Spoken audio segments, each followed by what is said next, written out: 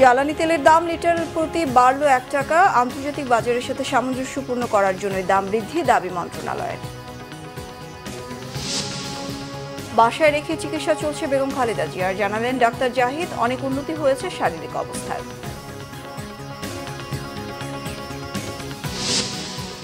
বিএনপির সাথে 12 দলীয় জোটের বৈঠক, যুগপৎ ভাবে কাজ করার বিষয়ে ঐকমত। আওয়ামী লীগকে প্রতিহতে হুঁশিয়ারি নাগরিক কমিটি। ভাষা আন্দোলনের স্মৃতিবাহী ফেব্রুয়ারি মাস শুরু, বিকেলে শুরু হচ্ছে মহান একুশে গ্রন্থমেলা, উদ্বোধন করবেন প্রধান উপদেষ্টা।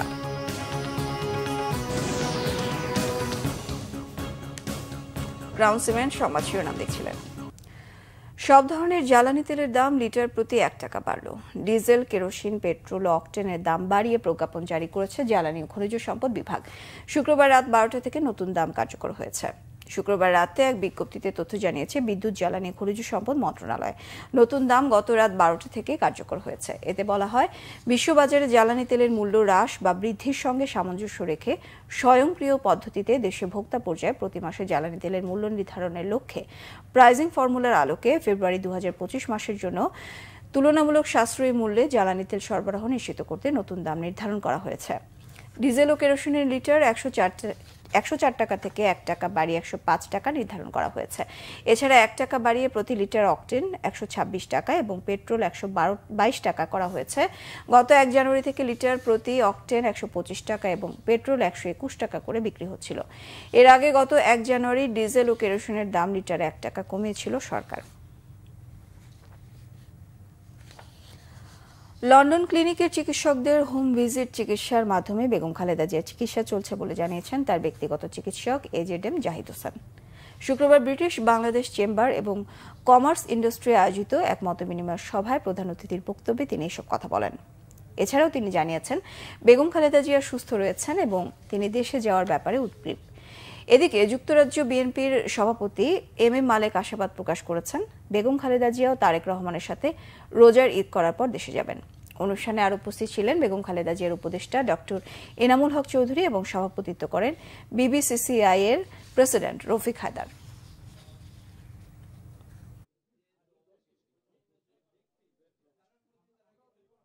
দেশনেত্রী বেগম খালেদা জিয়া 24 তারিখ রাত্রিবেলায় লন্ডন ক্লিনিক থেকে ছুটি নেওয়ার পর ওনার জ্যেষ্ঠ পুত্র অর্থাৎ বাংলাদেশ জাতীয়তাবাদী দলের ভারপ্রাপ্ত চেয়ারম্যান জনাব তারেক রহমানের পরিবারের সাথে ওনার বাসস্থানে উনি অবস্থান করছেন এবং এখানকার যে চিকিৎসক প্রফেসর প্যাট্রিক কেনেডি এবং জেনিফার ক্রস ওনাদের তত্ত্বাবধানে এবং লন্ডন ক্লিনিকের তত্ত্বাবধানে উনি ওখানে চিকিৎসাধীন আছেন এবং ওনারাই টাইম টু টাইম যা পরীক্ষা করা প্রয়োজন সেগুলো ওনারা করছেন এবং হোম ভিজিটের ব্যবস্থা ওনারা নিজে থেকেই লন্ডন ক্লিনিকের পক্ষ থেকে করা হয়েছে এবং সেখানে আমাদের ডাক্তার সাহেবরা যারা ছিলেন তারা সবসময় ওনাদের সাথে সম্পৃক্ত থেকে এবং আলাপ আলোচনা করে ইনারা যে প্রোটোকল অনুযায়ী চিকিৎসা দেন সেটা অব্যাহত আছে এবং স্বাভাবিকভাবেই উনি ওনার দীর্ঘদিন পরে ওনার নাতনিদের সাথে ওনার পুত্রবধূদের সাথে ওনার বয়োজ্যেষ্ঠ পুত্র জনাব তারেক রহমানের সাথে যেহেতু আসেন স্বাভাবিকভাবেই মানসিকভাবে উনি হসপিটালে এসছে বাসায় স্বাভাবিক সুস্থ অন্য যে কোনো সময়ের তুলনায় বেশি আছেন। যেভাবে উনি এই দেশে আসছিলেন যেটা ডাক্তার সাহেব বলেছেন এর চেয়ে অনেক অনেক গুণ বেশি। আমরা আশা করছি এইভাবে হলে ধরেন উনি হয়তো ঈদের আগেই দেশে চলে যাবেন, বাট আমরা যেতে দিব না, আমরা চাইব ঈদটা আমাদের সাথে করে দেন। বিএনপির স্থায়ী কমিটির সদস্য নজরুল ইসলাম খান বলেছেন দেশের বর্তমান অবস্থায় সমমনাদের সাথে কোনো মতপার্থক্য নেই, যে কোনো আকাঙ্ক্ষা পূরণে যুগপৎভাবে কাজ করার বিষয়ে ঐকমত রয়েছে। জনগণের ভোটের মাধ্যমে গণতন্ত্র পুনঃপ্রতিষ্ঠার কথাও বলেন। শুক্রবার 12 দলীয় জোট খেলাফত ইসলাম ও জমায়েতে উলামায়ে ইসলামের সঙ্গে বিএনপির লিয়াজো কমিটির বৈঠক অনুষ্ঠিত হয়। বিএনপি চেয়ারপারসনের গুলশান কার্যালয়ে আয়োজিত বৈঠকে অবাধ সুষ্ঠু নির্বাচন নিয়ে আলোচনা হয়। প্রয়োজনীয় সংস্কার শেষে ন্যূনতম সময়ে নির্বাচন বাস্তবায়নের কথা হয় বৈঠকে। কোনো কারণেই নির্বাচনের জন্য বেশি সময়ের প্রয়োজন নেই বলে মনে করেন রাজনৈতিক দলের নেতারা। নজরুল ইসলাম খান বলেন, যুগপৎ আন্দোলন দেশে গণতন্ত্র পুনঃপ্রতিষ্ঠার লক্ষ্যে হয়েছিল, যা এখন অনুপস্থিত, আর তা প্রতিষ্ঠিত হতে পারে কেবল নির্বাচনের মাধ্যমে।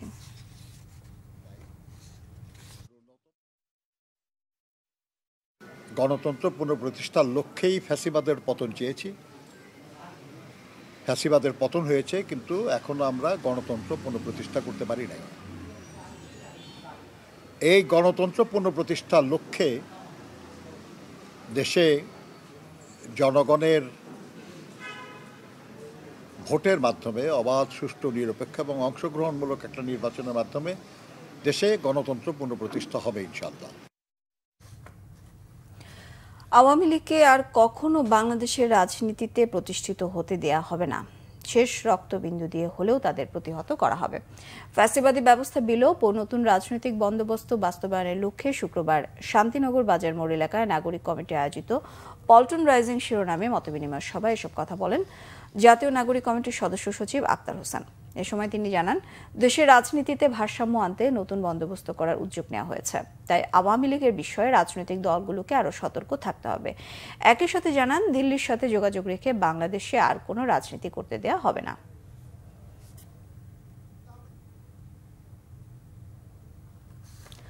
আজ বিকেল 4টার মধ্যে দাবি না মানলে ঢাকা উত্তর সিটি অবরোধের ঘোষণা দিয়েছেন তিতুমির কলেজের আন্দোলনরত শিক্ষার্থীরা। শুক্রবার রাতে সংবাদ সম্মেলনে শিক্ষার্থীরা এই ঘোষণা দেন। তবে ইজতেমার কারণে আজ ভোর 6টা থেকে সকাল 11টা পর্যন্ত মুসল্লিদের জন্য অবরোধ শিথিল রাখবে শিক্ষার্থীরা। সংবাদ সম্মেলনে জানানো হয়, বিশ্ববিদ্যালয়ের দাবি না মানলে আজ বিকেল থেকে পুরো ঢাকা উত্তর সিটি অবরোধ করা হবে। একই সঙ্গে তাদের চলমান অনশন কর্মসূচি অব্যাহত থাকবে। তিতুমির কলেজকে বিশ্ববিদ্যালয় করা সহ 7 দফা দাবিতে শিক্ষা প্রতিষ্ঠানটির আন্দোলনরত শিক্ষার্থীরা শুক্রবার দিনভর মহাখালী গুলশানের সড়ক অবরোধ করে রাখে। আগামীকাল 1 ফেব্রুয়ারি রোজ শনিবার বিকাল 4টার মধ্যে আমরণ অনশনরত শিক্ষার্থীদের 7 দফা দাবি মেনে নিয়ে তিতুমির বিশ্ববিদ্যালয়কে রাষ্ট্রীয় স্বীকৃতি না দেওয়া হলে Barasat barricade two north city কর্মসূচি অনির্দিষ্টকালের জন্য পালন করা হবে। রেল ও সড়ক পথ উক্ত কর্মসূচির আওতাভুক্ত থাকবে। গাজীপুরের টঙ্গীর তুরাগ তীরে বিশ্ব ইজতেমায় একসাথে জুমার নামাজ আদায় করেছেন লাখো মুসল্লি। নামাজে ইমামতি করেছেন মাওলানা জুবায়ের হোসেন। আল্লাহর প্রতি শুকরিয়া জানিয়ে দেশ ও জাতির মঙ্গল কামনায় দোয়া করে মুসল্লিরা। এবারের ইজতেমায় ঢাকার একাংশ সহ দেশের 41 জেলার মুসল্লিরা অংশ নিচ্ছেন। ইজতেমায় মারা গেছেন 2 জন মুসল্লি। জহিরুল হক জনির তোলা ছবিতে বিস্তারিত ফজলে রাব্বির প্রতিবেদনে। টঙ্গীর তুরাগ তীরে শুরু হয়েছে বিশ্ব ইজতেমার প্রথম পর্ব। জড়ো হয়েছে লাখো ধর্মপ্রাণ মুসল্লি। উদ্দেশ্য ধর্মের আলো মানুষের মধ্যে ছড়িয়ে দেয়া। দেশ বিদেশের বিভিন্ন প্রান্ত থেকে আসছেন মুসল্লিরা। প্রথম দিনের কার্যক্রম শুরু হয় ফজরের নামাজ শেষে পাকিস্তানের মাওলানা জিয়াউল হকের বয়ানের মাধ্যমে। মুসল্লিরা জানান, নামাজ, বয়ান ও জিকিরের মাধ্যমে আল্লাহর সন্তুষ্টি অর্জনের লক্ষ্যই তাদের। আমাদের মুরব্বীরা পুরো পৃথিবীর থেকে এখানে আসেন, পুরো পৃথিবীর মানুষজন এই ইজতেমাতে অংশগ্রহণ করছে। উদ্দেশ্য কি? উদ্দেশ্য হচ্ছে আমরা কিভাবে আল্লাহর সন্তুষ্টি পাবো, আল্লাহকে মানি দেখে এখানে আসা। আর বিগত সরকারের আমলে আমরা দেখছি দাড়িওয়ালা টুপিওয়ালা লোক সব জেলখানা ভর্তি করতো। আমি ভয় করে কোনোদিন পাঞ্জাবি গায়ে দেওয়া বাড়াইতাম না। খুব কষ্ট হইতো আমার যে একটা মুসলিম রাষ্ট্রে এরকম অরাজকতার মধ্যে আমরা বাস করি। তা আল্লাহ পাক যে কোনো উসিলায় আমাদেরকে রক্ষা করছে। বিভিন্ন দেশের ওলামায়ে কেরাম আসছে, তাদের সোহবত এবং তাদের বয়ান শোনা এবং তাদের সাথে একসাথে যে জুমার নামাজ আদায় করা, এটা আমি মনে করি আলহামদুলিল্লাহ প্রত্যেকটা মুসলমানের জন্য একটা সৌভাগ্যের ব্যাপার। ভাই ব্রাদারা জন্য দোয়া চাইছি এবং আল্লাহ যেন আমাদের দেশটা শান্তিভাবে চালায় সেই দোয়া করছে আল্লাহর কাছে। কোনো হিংসাবিদ বা কোনো জায় ঝামেলা না থাকুক আমাদের ভিতরে। এদিকে ইজতেমার সার্বিক পরিবেশ স্বাভাবিক রাখতে আইন শৃঙ্খলা বাহিনীর সঙ্গে কাজ করছেন স্বেচ্ছাসেবকরা। 1565 জন 65 জন ইজতেমা বিষয়ে এসেছে, কিন্তু মুরব্বীরা বলছে 2,500-2,500 বেশি হবে যারা এখানে আগে থেকে ছিল বা টোরই বিষয় ছিল। তো আমরা যারা বিদেশি আসছে তাদেরকে দেখভাল করছি, তাদের নিরাপত্তা দিচ্ছি, তাদেরকে ইজতেমার যে ভলান্টিয়াররা তারাও বাড়তি নিরাপত্তা দিচ্ছে। মাওলানা জুবায়ের পন্থীদের আয়োজনে শুরু হয়েছে 58তম বিশ্ব ইজতেমার প্রথম পর্ব। দ্বিতীয় পর্ব চলবে 3 থেকে 5 ফেব্রুয়ারি পর্যন্ত। ফজলে রাব্বি, বাংলা ভিশন, ঢাকা। শুরু হয়েছে ভাষা আন্দোলনের স্মৃতিবাহী মাস ফেব্রুয়ারি। লেখক পাঠকের প্রাণের অমর একুশে গ্রন্থমেলা শুরু হচ্ছে আজ থেকে, তাই চলছে শেষ মুহূর্তে প্রস্তুতি। এবারে বইমেলার প্রতিপাদ্য জুলাই গণ অভ্যুত্থান, নতুন বাংলাদেশ বিনির্মাণ। বইমেলা প্রাঙ্গণ পরিদর্শন করে ডিএমপি কমিশনার বলেছেন, কোনো উস্কানিমূলক বই যেন মেলায় না থাকে সেজন্য বাংলা একাডেমি কর্তৃপক্ষকে সতর্ক থাকতে বলা হয়েছে। আরও জানাচ্ছেন দীপন দেওয়ান। দরজায় কড়া নাড়ছে বইপ্রেমী বাঙালির প্রাণের মেলা অমর একুশে গ্রন্থমেলা। স্টল প্যাভিলিয়নের শেষ মুহূর্তের প্রস্তুতি চলছে জোরে সোরে। কাঠ কাটা, জোড়া দেওয়া, রং তুলির আঁচড় আর পেরেক হাতুড়ির টুংটাং আওয়াজ সোহরাওয়ার্দীর উদ্যান জুড়ে। অনেক স্টল ও প্যাভিলিয়নের কাজ এরই মধ্যে শেষ। এবারের বইমেলায় মোট প্রকাশনা প্রতিষ্ঠান 708টি, বাংলা একাডেমি প্রাঙ্গণে 199টি এবং সোহরাওয়ার্দী উদ্যান অংশে 609টি। আমাদের প্রস্তুতি এই বছর ইনশাল্লাহ মানে আপনার অন্যান্য বছর হচ্ছে আরও বেশি ভালো। তো আমরা আশা করছি আমরা পাঠকের সারাটা আমরা এই বছর আরও বেশি পাবো। এরকম আরও 4-5টা কাজ আছে, আমার সবগুলি শেষ করে দিছি, আর এরকম 2টা কাজ আছে আজকের ভিতরে শেষ করে দিব। কিন্তু ফিনিশিং টাচটা কোথায় কি চেয়ারগুলো লাগাবো আর কোথায় কি একটু লাইটগুলো লাগাবো আর কি। বইমেলার প্রবেশ ও বাহির পথে পর্যাপ্ত সংখ্যক আর্চওয়ের ব্যবস্থা করা হয়েছে। নিশ্ছিদ্র নিরাপত্তার জন্য 3 শতাধিক ক্লোজ সার্কিট ক্যামেরার ব্যবস্থা করা হয়েছে মেলা প্রাঙ্গণ জুড়ে। ডিএমপি কমিশনার জানিয়েছেন, টিএসসি থেকে দোয়েল চত্বর পর্যন্ত রাস্তা শুধুমাত্র মেলা চলাকালীন সময় বন্ধ থাকবে। 5 টাকার জিনিস কোনোভাবেই 15 টাকা 20 টাকা দর্শনার্থীদের থেকে নিবে, এবং এটা নিয়ে অনেক ঘটনাও হয়ে যায়। সেখানে ছোট ছোট ঘটনা হয়, তর্ক বিতর্কের সৃষ্টি হয়। আমি আমার কলিগদেরকেও রিকোয়েস্ট করতেছি এবং যারা অন্য ডিপার্টমেন্ট আছে তার জন্য এদিকে খেয়াল রাখে।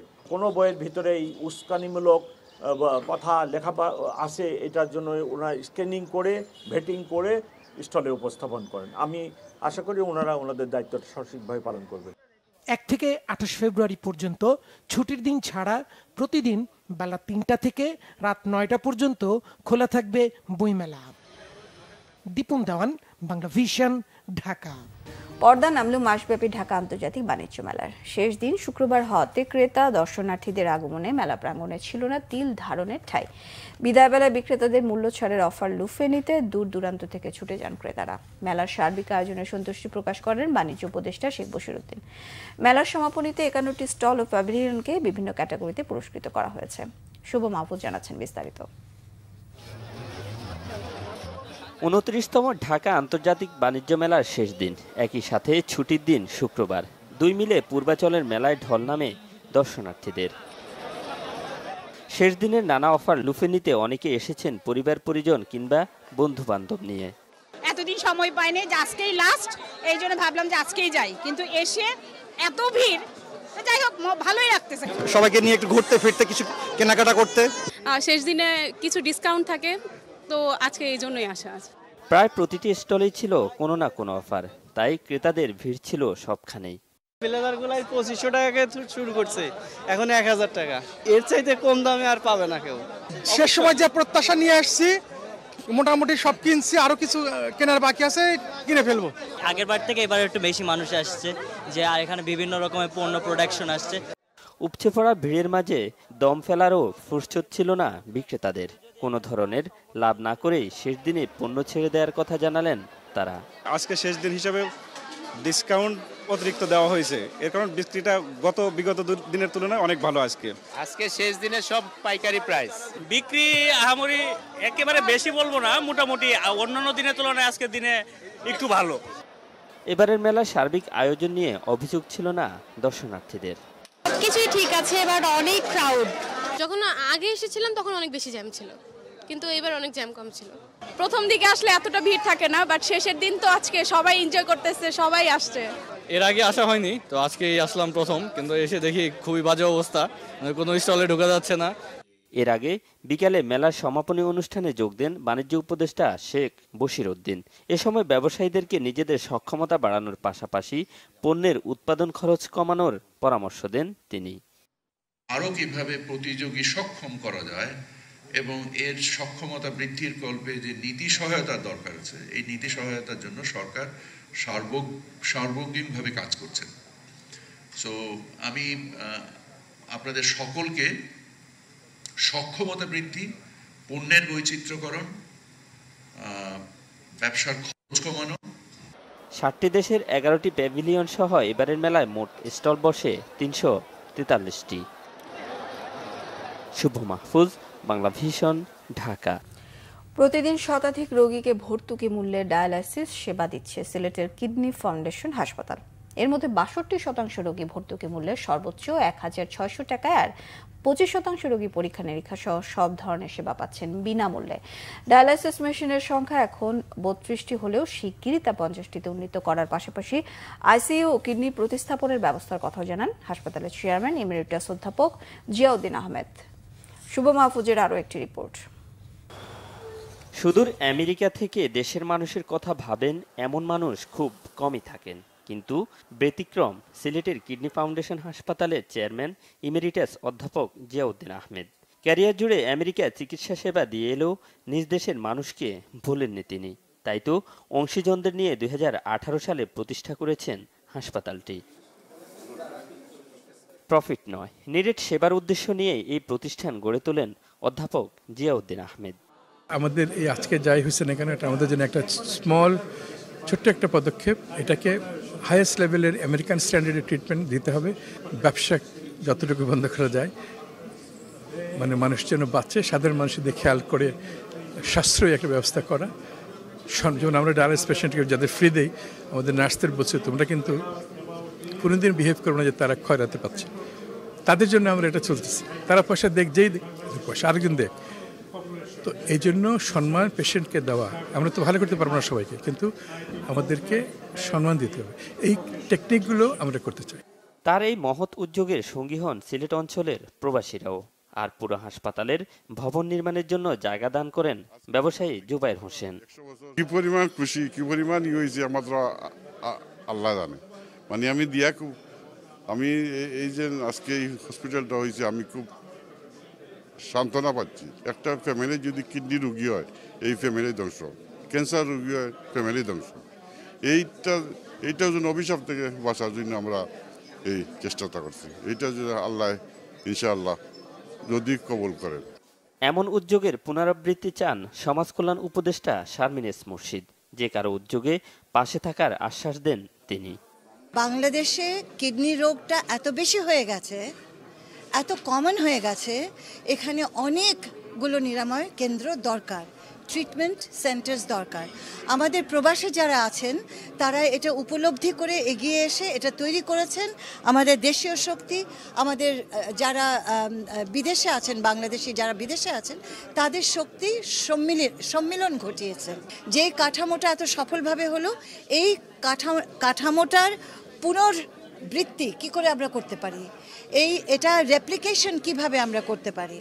2018 সালে অস্থায়ী ভবন নিয়ে যাত্রা ছিল মাত্র 6টি ডায়ালাইসিস মেশিন। বর্তমানে 32টি ডায়ালাইসিস মেশিনে দৈনিক শতাধিক রোগী সেবা নিচ্ছেন এই হাসপাতাল থেকে। আমাদের এই জায়গায় সকাল থেকে রাত 10টা পর্যন্ত 3 শিফট চলে। 90 জন পেশেন্ট, আর পেশেন্টগুলো ভালোই সুস্থ ফিল করে। সব ধরনের পেশেন্টদের সুযোগ সুবিধা, তারপর সে পেশেন্টদের যে এক্সট্রা যে ফ্যাসিলিটিস আছে যেটা অন্য কেউ দিতে পারে না, সেগুলো এখন কিডনি ফাউন্ডেশন দিচ্ছে। 26টা মেশিন আছে, আর নেগেটিভ এবং হেপাটাইটিস বি এবং সিবিজি পজিটিভ মিলে আর 5টা মেশিন আছে। টোটাল এখন মেশিন আছে 32। বিনামূল্যে কিংবা ভর্তুকি মূল্যে সেবা নিতে পেরে সন্তুষ্ট রোগীরা। ম্যানেজমেন্টের সহায়তায় চিকিৎসাকর্মীরাও তাদের সর্বোচ্চ আন্তরিকতার সাথে নিরলসভাবে সেবা দিচ্ছেন রোগীদের। যদি এরকম সুযোগ সুবিধা না পাইতাম তো মারা যেতাম, বাচ্চা কিন্তু অসহায় যেতে হইতাম। যার কারণে কিডনি ফাউন্ডেশনের আশ্রয় লইয়া আমি এখন খুব ভালো আছি। ডায়ালিসিস যে ফ্রি দিতে পারলাম, ওটাও আমার কাছে খুব গর্ববোধ লাগে। অন্য জায়গায় যদি আমি 2000 টাকা 4000 টাকা দিয়ে খরচ যদি হয়, তো এখানে আমি 2000 টাকা পাচ্ছি, 1600 টাকা দিয়ে পাচ্ছি, আবার একটা ফ্রিও পাচ্ছি। ভালোই ম্যানেজমেন্টের কাছ থেকে আমরা সেই সুবিধাটা পাচ্ছি, পর্যাপ্ত পরিমাণ সুবিধাটা আমরা পাচ্ছি। এখানের সার্ভিস ভালো থাকায় অনেক দূর দূরান্ত থেকে আসে অনেকে।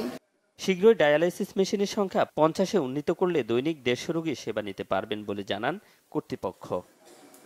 শুভ মাহফুজ, বাংলা ভিশন, ঢাকা। সংবাদ শেষ করব ক্রাউন সিমেন্ট সংবাদ শিরোনামগুলো আরেকবার জানিয়ে। জ্বালানি তেলের দাম লিটারে বাড়ল 1 টাকা। আন্তর্জাতিক বাজারের সাথে সামঞ্জস্যপূর্ণ করার জন্যই দাম বৃদ্ধি, দাবি মন্ত্রণালয়ের। বাসায় রেখেই চিকিৎসা চলছে বেগম খালেদা জিয়ার, জানালেন ডাক্তার জাহিদ। অনেক উন্নতি হয়েছে শারীরিক অবস্থার। বিএনপির সঙ্গে 12 দলীয় জোটের বৈঠক, যুগপৎভাবে কাজ করার বিষয়ে ঐক্যমত। আওয়ামী লীগকে প্রতিহতের হুঁশিয়ারি নাগরিক কমিটি। ভাষা আন্দোলনের স্মৃতিবাহী ফেব্রুয়ারি মাস শুরু, বিকেলে শুরু হচ্ছে মহান 21শে গ্রন্থমেলা, উদ্বোধন করবেন প্রধান উপদেষ্টা।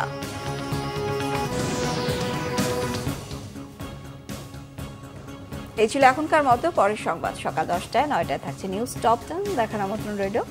এছাড়া বাংলা ভিশন সংবাদ ও সংবাদ সংশ্লিষ্ট অনুষ্ঠান দেখতে ভিজিট করুন www.bbnews24.com ও facebook.com/banglavisionnews। সাবস্ক্রাইব করুন youtube.com/banglavisionnews। সঙ্গে থাকায় ধন্যবাদ সবাইকে।